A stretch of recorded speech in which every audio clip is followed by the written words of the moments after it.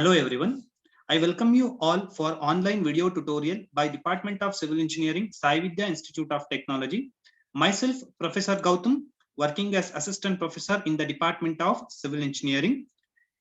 In today's class, I'm going to explain about a problem on Swadish circle method from Applied Geotechnical Engineering subject, and this topic will come under module number 3.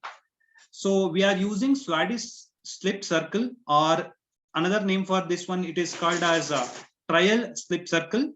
So we are using this method in order to find out factor of safety in finite slope. Okay, now let us see how to solve this problem. Yeah, here is a problem. You can see here is a problem. An embankment 6 meter high has a slope of 1 vertical is to 2 horizontal. The soil properties are C, that is cohesion, is equal to 5 kilonewton per meter square, phi is equal to 30 degree, and unit weight of the soil is 19 kilonewton per meter cube.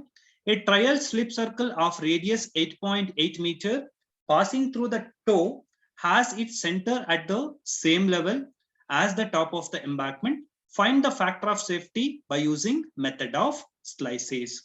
Now he is saying that, so here there is a finite slope. So the slope value is 1 vertical is to 2 horizontal, and soil having the properties of cohesion 5 kilonewton per meter square, then angle of internal friction is 30 degree, and unit weight of the soil is 19 kilonewton per meter cube.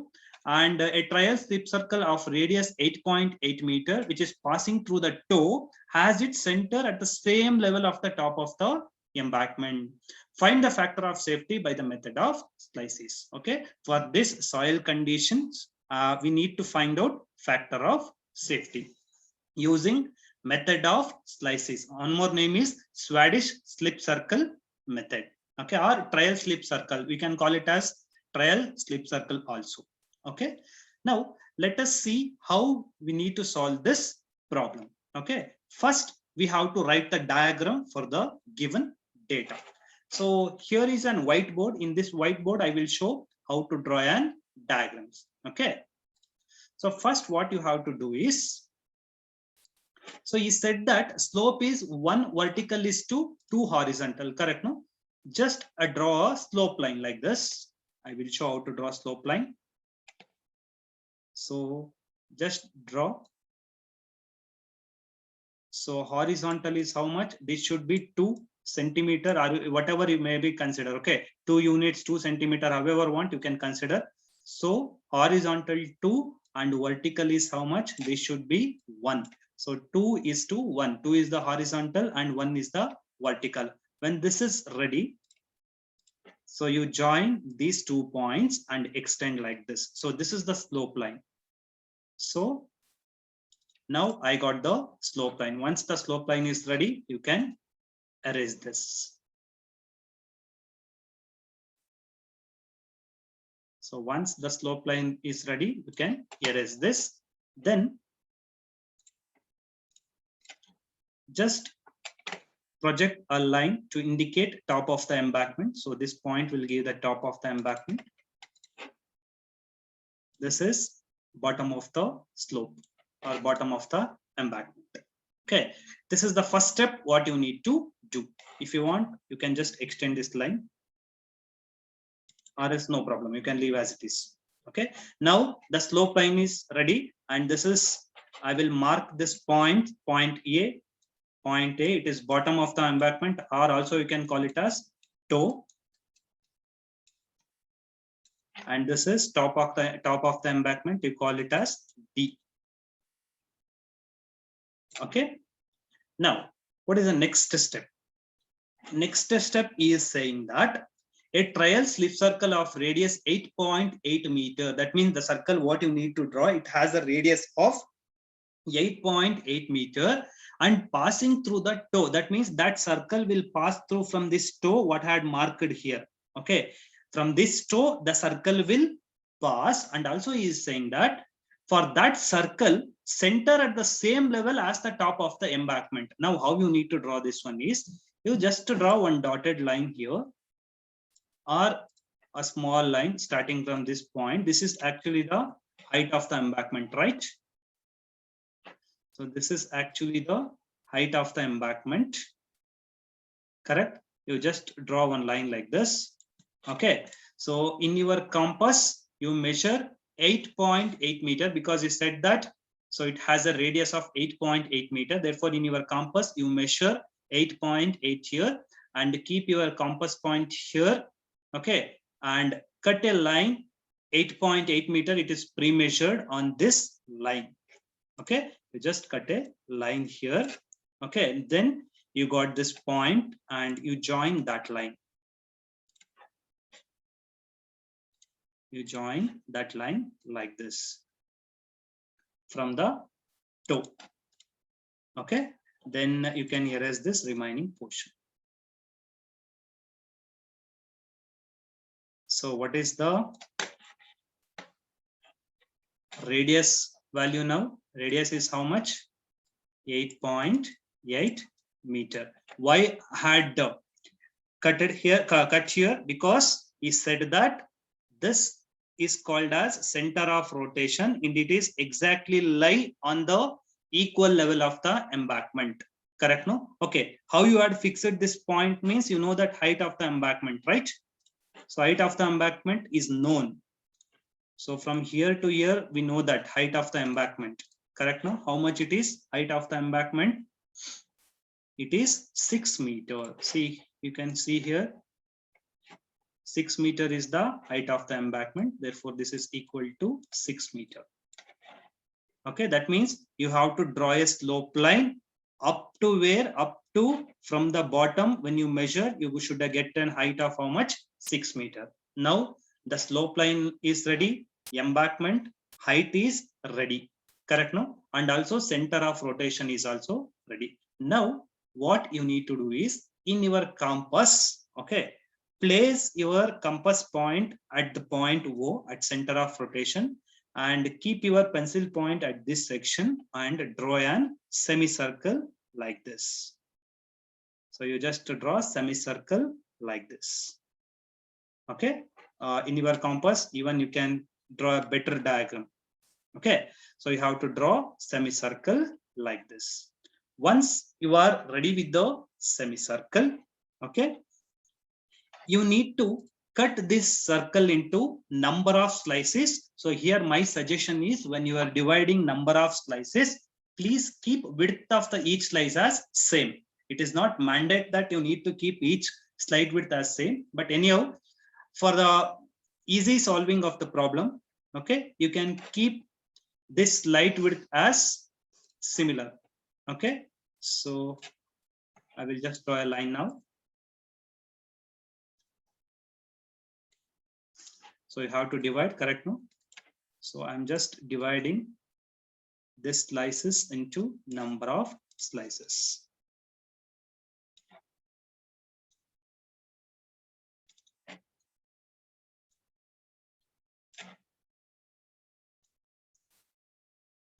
Yeah. See, now you can see I had divided the semicircle into number of slices. Okay. After that, you just draw one midline for that like this. If you want, you can write a dotted line. It is a midline. Actually, you need to draw a dotted line. Okay, let me write a dotted line itself.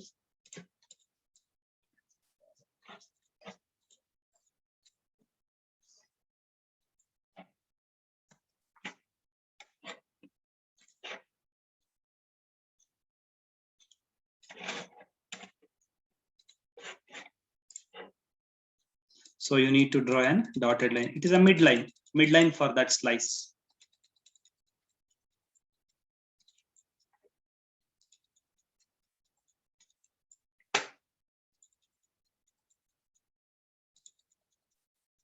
So here there is no thumb rule that you have to create number of slices, this number or that number. So it's up to you. Okay, but more than 5 is preferable. More than 5 slices should be there, and make sure that the width of the each slice should remain almost same.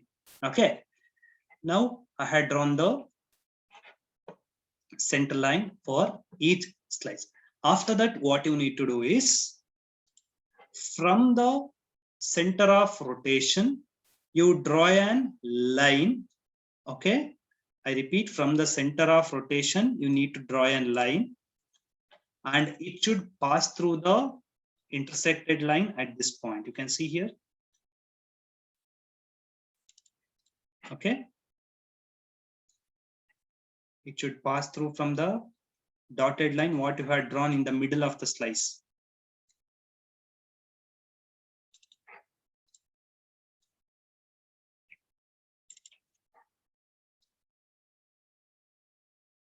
Sometimes it is exactly go with that center line also, no problem. In that case, you can take that angle as 0. I will tell what is that.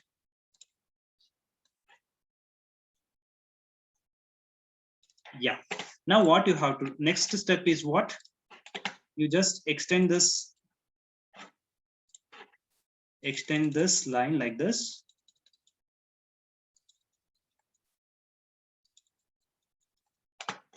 So it is almost.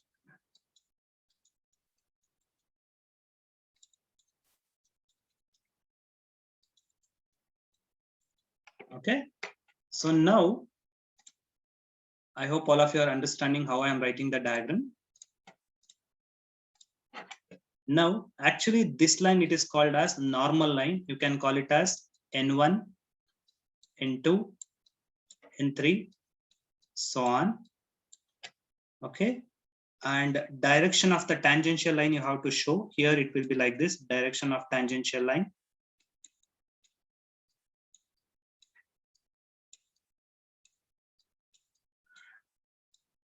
Okay.